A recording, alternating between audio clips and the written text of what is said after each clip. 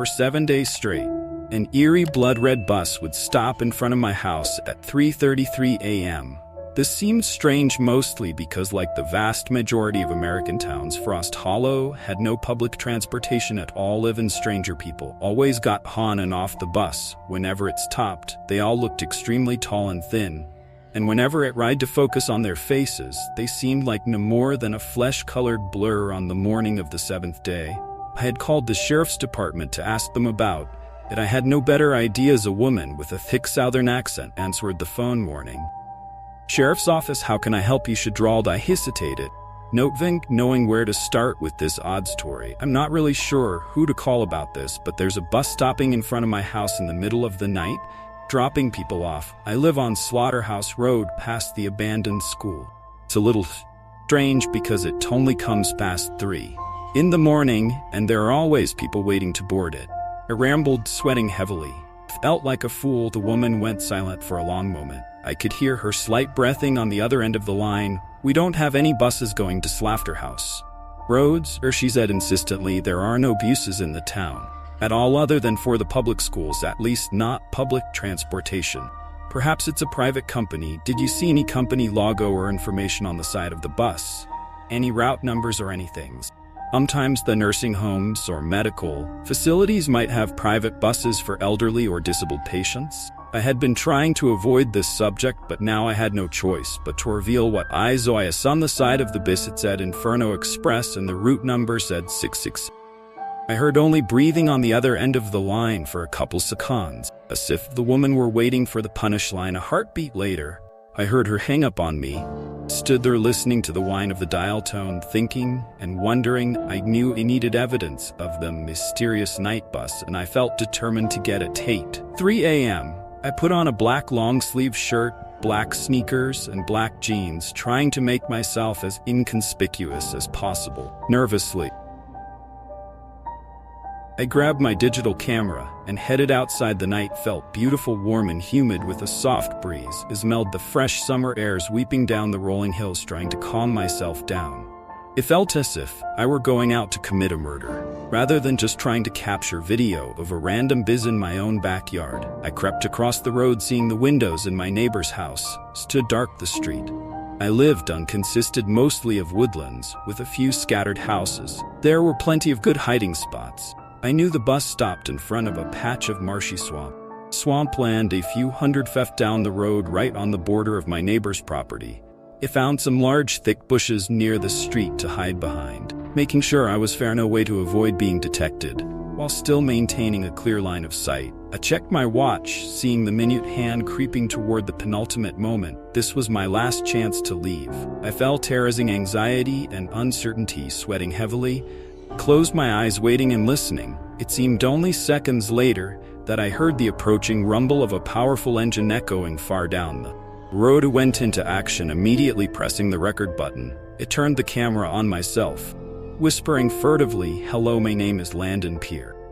I murmured quickly, trying to get it all out before the bus got there. I live in Frost Hollow on Slaughterhouse Road for the past week. Bush has been stopping in front of my house in the middle of the night, and the people on it, they don't look right. They're all extremely tall and thin. So I'm here recording all of this. If something happens to him, if someone finds this, I let these intents fade off into nothing. The brakes of the bus squeak. Led with a hellish caterwauling smelled exhaust and gasoline. A heartbeat later, the bus came into view, stopping only a stone's throw away from where I crouched, hiding in the thick shadows of the swampy brush. Mosquitoes constantly buzzed past my ears, landing on my neck and arms every few seconds. I dared not move. I kept the camera steady, trying to quiet my breathing. I felt paranoid and watched as if the people on the bus knew exactly where I was and what I was up to. The bus gleamed with fresh blood-red paint. The windows looked like sideways eyeballs, long, dark oval anus whose shadows contrasted heavily with the bright exterior.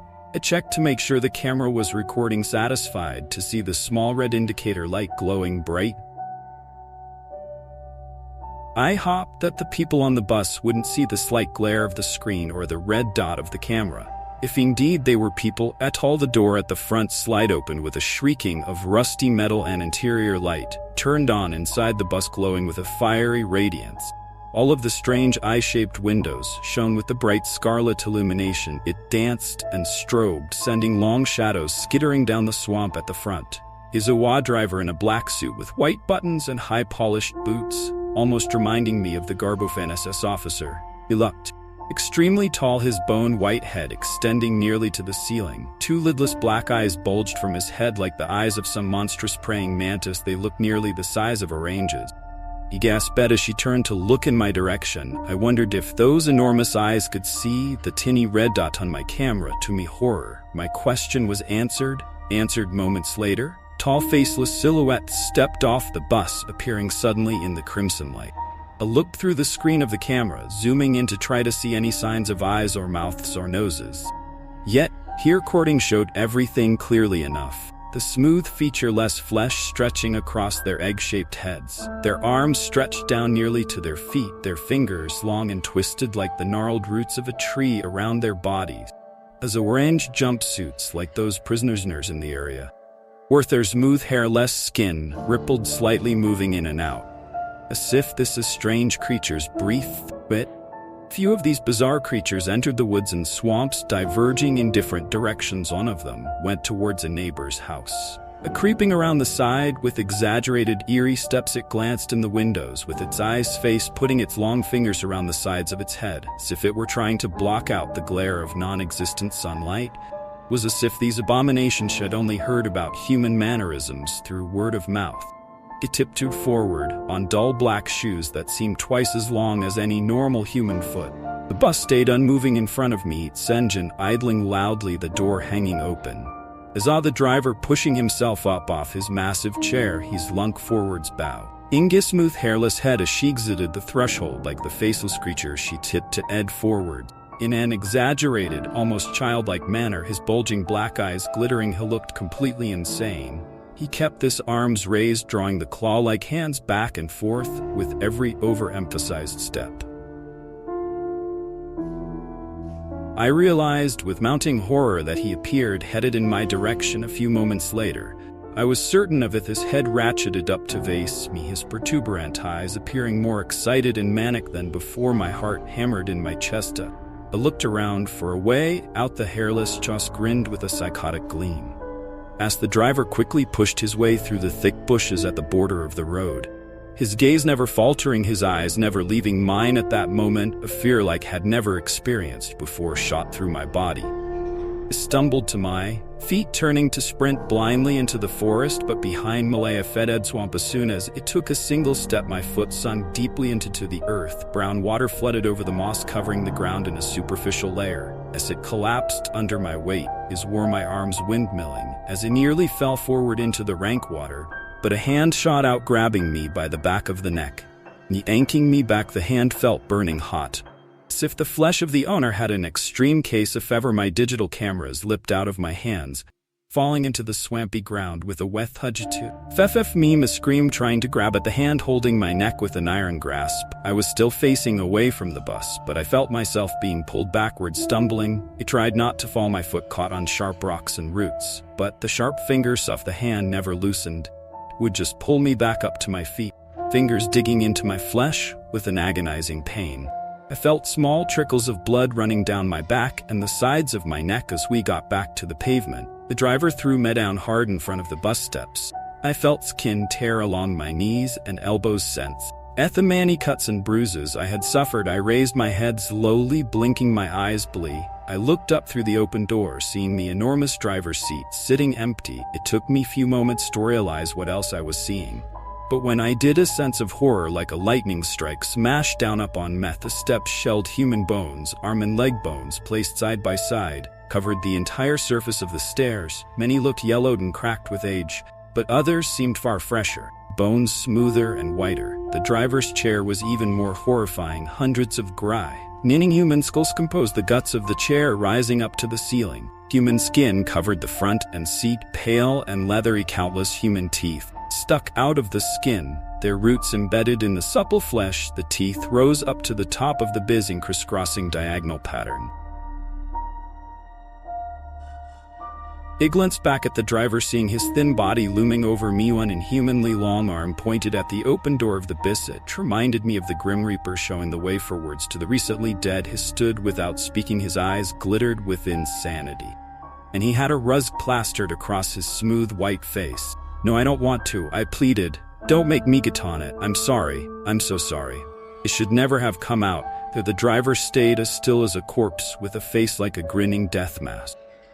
I saw movement behind him, realizing two tall, faceless humanoids had appeared in bright jumpsuits to board the bus. They came up besides the driver, their blurry heads bowing down to look at me, if indeed they could see it all without eyes. I wasn't sure whether these creatures were just mimicking human gestures and movements or not. Without warning, the two humanoids scuttled forward, their relin arms reaching out to me. I tried to crawl away, but moments later I felt them wrap my wrists. Their skin felt burning hot and feverish. They lifted me up. I tried screaming to call for help from my neighbors, but no help would arrive. They pushed me out the door into the fiery red light. Beyond, in every seat, is a tall, emaciated people with smooth faces. The skin rippled and distorted when it tried to look at their heads. The two creatures was holding me forced me toward the back. There, a boy of about 10 or 11 sat looking terrified and alone. They threw me into the seat, turning and walking away. Immediately after, from the front of the bus, I heard the doors slowly closing with a squeal of rusted joints. The driver was back in his seat. I looked up, seeing him staring into the rear view mirror at me, grinning. "How together?" the boy asked in a small, quavering voice. It turned to look at him in wonder. His pale skin heavily contrasted with his dark eyes and black hair with his high cheekbones. He had a slightly vampiric look. "I don't know. I was kidnapped. What's going on? Kid, who are these people? Where are they taking us?" I whispered, constantly looking up to see if we were being watched, yet the faceless humanoids stayed still in their seats. Their blurry heads pointed straight ahead, totally frozen and unmoving. Only the driver showed any signs of life as she put the bus in drive and slowly pulled forward. "They're taking us to the playpen." He showed it to me in my dreams. She said, "I used to see these people looking in my window at night, people without faces who looked really tall and skinny. I told my parents about it, but they thought I was just having nightmares. But when I fell asleep, they showed me everything." "Okay. What is it? What did you see?"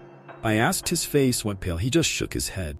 "I don't think you really want to know," he answered. "Both of us will be there soon enough, and then you'll see for yourself." I found out the boy's name was Anne, and I told him it was Landon. He said he was from the other end of Frost Hollow, and that he had been on the bus for days without food or water. It circles around to different towns. Anne whispered. I looked out the windows, seeing a dark desert all around us and dunes swirled on both sides of an endless highway. I hadn't noticed when the world outside had shifted from forest to desert. Those things without faces, they come in people's houses, get inside their head. In their dreams, they make you think horrible things. They used to scream at meth that I needed to kill myself. I call them the stalkers. That's a good name for them.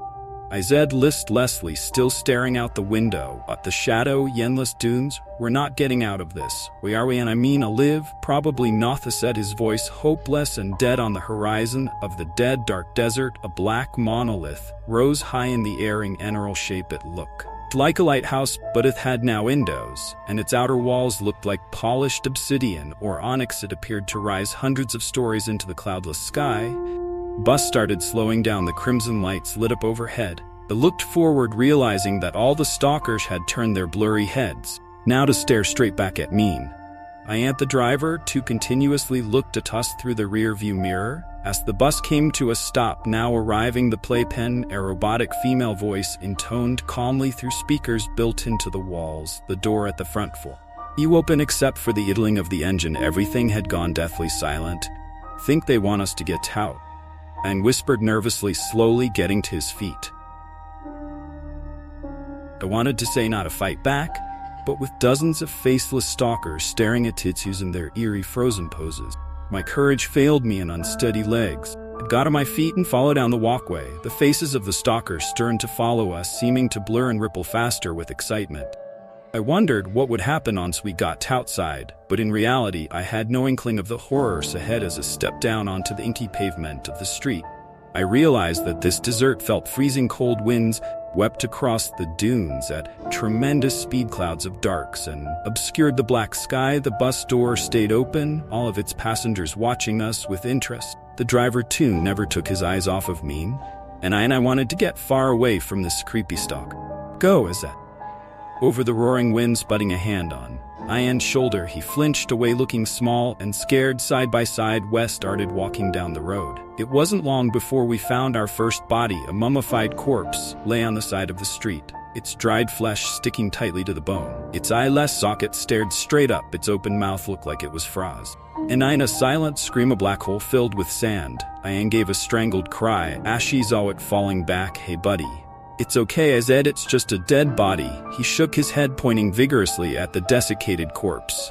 I followed the line of his finger, realizing something odd was happening. The corpse had begun to shake and rattle, its play-out limbs jumping up and down, the ragged strands of cloth still covering its chest and legs ripped apart with a soft tearing sound.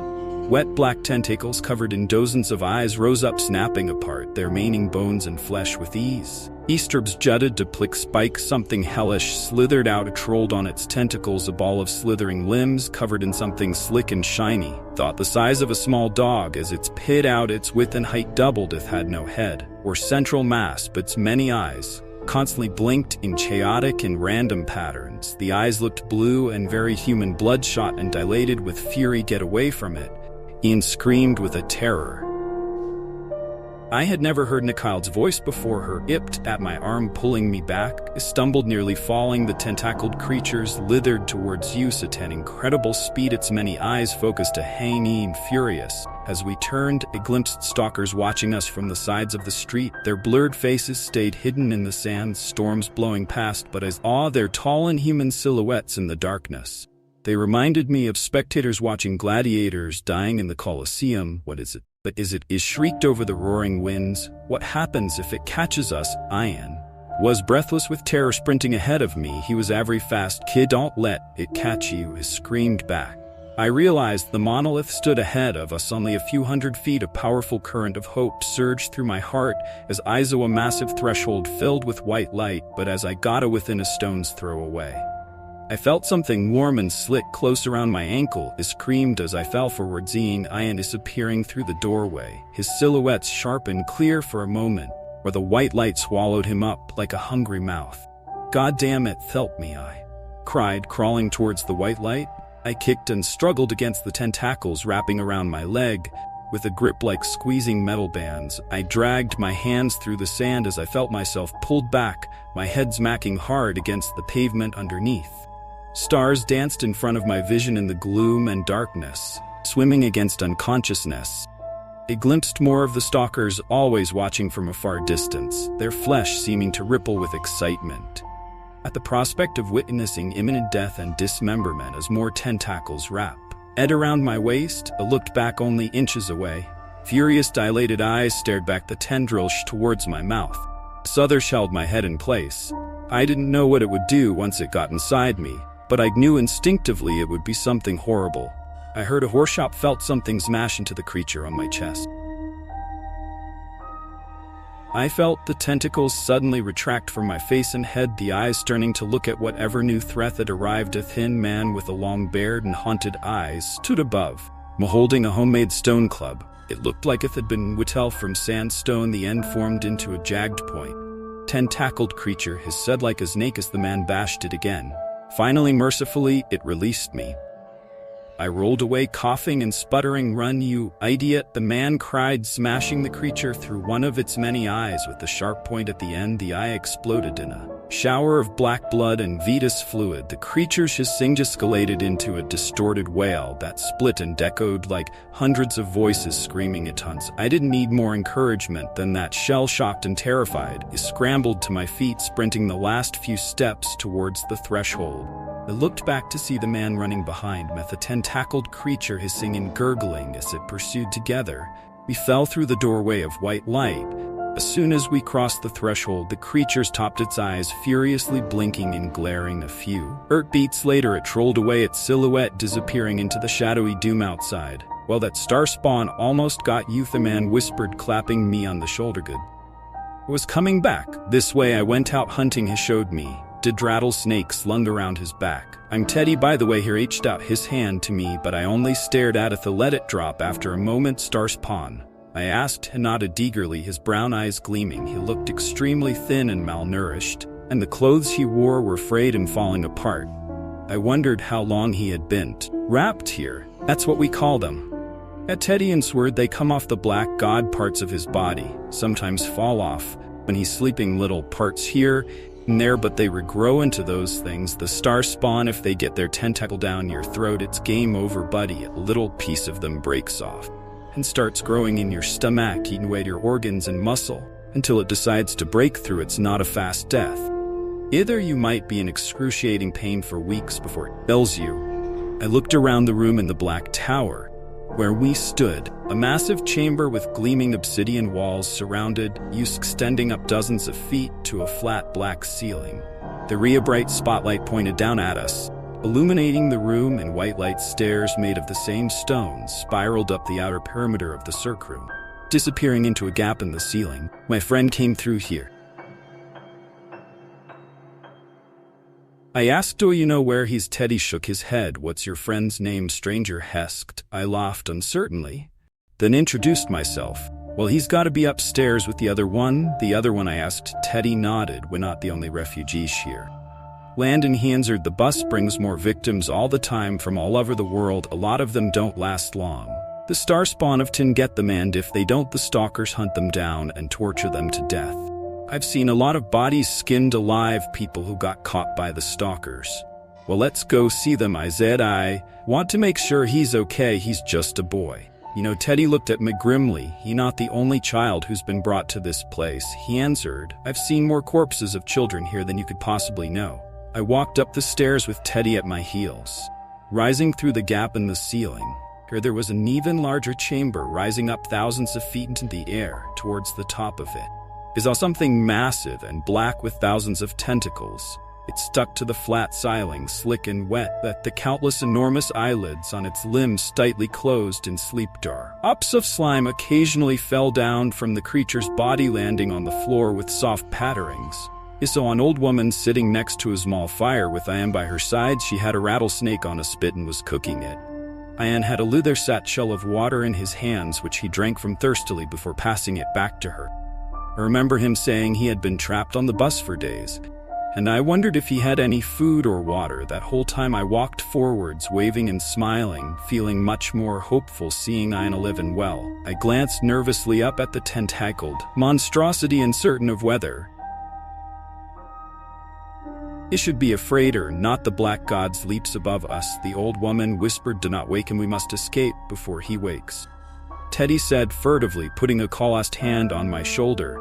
"We're going to try to hijack the business, the only way between worlds. If we stay here, we will all certainly die, including the boy. It's only a matter of time. But if we can kill the driver, what about all the stalkers?" I asked. "It's not just the driver. Whatever is on the bus, the black god is far worse," the man whispered. "His sleep becomes more troubled as time passes. We see tentacles twisting. With his nightmares, since he wakens, those nightmares will spread throughout the playpen. Right now, we're only hunted by the star spawn and the stalkers." I met an old man who saw the black god awaken, the old woman said. "When I got there, he was still alive every few months. The black god comes alive to feed, and he said that the corpses walk when that happens. The dead scream and the sky rips apart, and everything moving gets hunted down like vermin to be absorbed into the black god's flesh, where they live for weeks, being slowly digested and driven insane by the pain." "So how did he's?" Irviv asked. She shrugged. "He said he heightened the bus. The driver gets out sometimes to hunt, and his Hanuk and the black god missed him, but he was the only one." I found out the old woman's name was Jackie. Like Teddy, she wanted to get out of the playpen immediately. "The stalkers and star spawn won't come in here," she said. "They're afraid of the black god." "And rightly so," Teddy muttered. "It's suicidal to be in here. That thing could wake up at any minute and will be the first one sucked into hell. I've heard the screams of people being eaten by the black god's flesh, and it sounds like they're being burned alive. They went in for weeks, months." "Stop it," Jackie insisted. "You're scaring the boy." I looked over at Ian, seeing she was right. I looked ready to pass out, this skin turning chalk white. Jackie pulled the roasted rattlesnake off the spit, ripping it apart with her hands and handing pieces of it Luann and Teddy, she looked at me, her wrinkled face cocked. Do you want a piece? I shook my head, feeling slightly nauseous just looking at the dead burnt snake. Its head was still attached to the body, its open eyes blackened and staring. So what's the plan here? I asked. Ed, how'd I get back? Teddy looked at me, chewing a mouthful of rattlesnake. He lifted his homemade sandstone club, then nodded past Jackie. I followed his line of sight, seeing a few more primitive trunch. That's it, we're going to bludge on the driver and all the stalkers and stealth the bus. Teddy nodded. You have a better idea, he answered in truth. I did not. The four of us went back out of the stone monolith that held the black god, seeing the endless paved road disappearing into the horizon armed with the primitive stone trunch. We walk side by side, constantly scanning the darkness for enemies. There are bodies everywhere, Betty said, over the roar of the wind. Most of them have star spawn hiding inside. I wondered how often the bus came this way, but at that moment chaos broke out. I saw the star spawn with one punctured eye rolling furiously down the pavement. I pointed, screaming, when something ran into him from the side. I fell hard into I and knocking both of us down. We went sprawling in the sand. As two stalkers stood overhead, their insane faces blurring and jerking from side to side as arms as long as and twisted toward me. Sharp fingers jabbed down at my face, and in a blending moment of absolute panic and agony, I felt them puncture my left eye. Scream jerking back as the ripped and crumpled my eye. I felt it explode with a powerful jet of blood and venous fluid. My vision went white with agony at that moment, as I wed lights through the haze of pain and terror. In my shell-shocked state, I barely realized it was the bus speeding down the road. The small star spawn has said with animal hunger before a tire ran over it, causing black blood to explode from it like a water balloon filled with sludge. Teddy came behind the stalker, bringing his heavy stone club down on the back of its head. I heard a wet crack of bone as it fell limply on top of mate's fing. Still clutching my dismembered eye, I realized the optic nerve and blood vessels were still attached, running along a few inches from the mutilated socket. I pushed myself to my feet with a rush of adrenaline, feeling the vessels rip apart like snapping string. I nearly passed out, but Ann and Teddy came to my sides, each putting a steadying hand around my back. The bus stopped in front of us, the door shrieking open. As the first of the stalkers descended the step, I heard a primal screaming from behind us from the direction of the monolith. He looked back in terror, seeing the top of it explode in a shower of volcanic stone.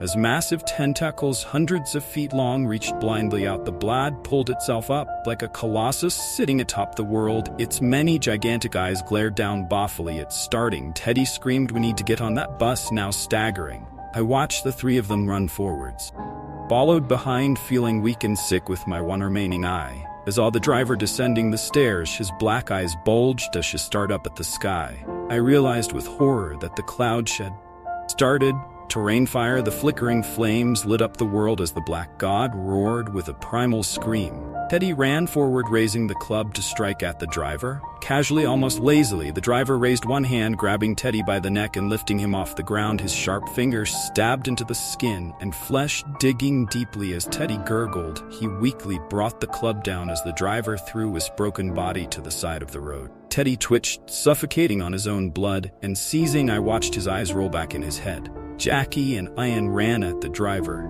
together closing in on him from both sides. Ian struck at the long, emaciated leg under the black suit. The drivers lashed at Jackie's face as bone cracked under the weight of Ian's blow. The driver buckled as his leg gave way, his furious lidless ease ratcheting towards Ian. She fell, here edged forward, dragging the boy down with him.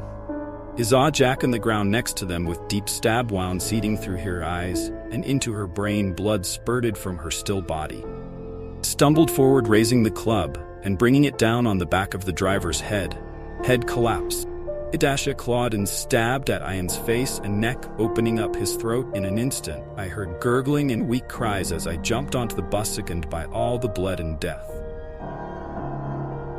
He ran up the steps, never looking back, bleeding heavily, my vision turning white with pain. Started the bus, the engine turned on immediately, rumbling and powerful. I had never heard such a sweet sound in all my life. I began driving ahead down the freezing dark streets of the playpen. I felt my hand sticking to the steering wheel, my skin covered in gore and clotted blood.